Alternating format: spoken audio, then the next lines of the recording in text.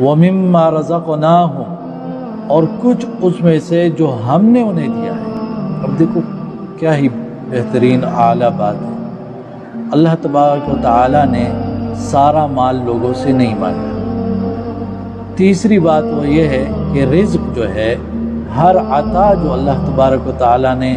لوگوں پر بخششیں کی ہوئی ہے، وہ سب چیزوں کو کہتے ہیں۔ اللہ نے آپ کو صحت دی، اللہ نے آپ کو طاقت دی، اللہ تبارک و تعالیٰ نے آپ کو مال دیا، اللہ تبارک و تعالیٰ نے آپ کو عقل دی، سمجھداری دی، اللہ نے آپ کو علم دیا۔ ان تمام چیزوں سے سپینڈ کرو، اللہ کے راستے میں لگاؤ، خدمت کرو، علم پھیلاؤ، مال خرچ کرو، اپنی عقل استعمال کرو لوگوں کی فلاح و بہبود کے لیے۔ جو کچھ بھی اللہ تعالیٰ نے آپ کو دیا ہے اس میں سے کچھ وہ اللہ کے راستے میں خرچ کیا۔ اگر ہم تمام مسلمان اس طرح بن جائیں کہ ہم اپنی تمام صلاحیتوں میں سے کچھ صلاحیتیں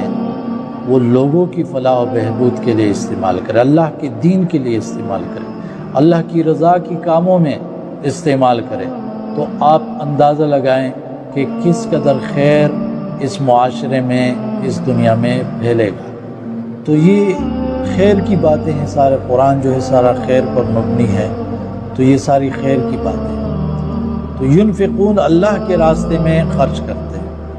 بدعات میں، شرکیات میں خرچ نہیں کرتے ہیں، حرام کاموں میں خرچ نہیں کرتے ہیں، غیر مسلم لوگوں کی مشابہت و ان کے رسوم و رواج میں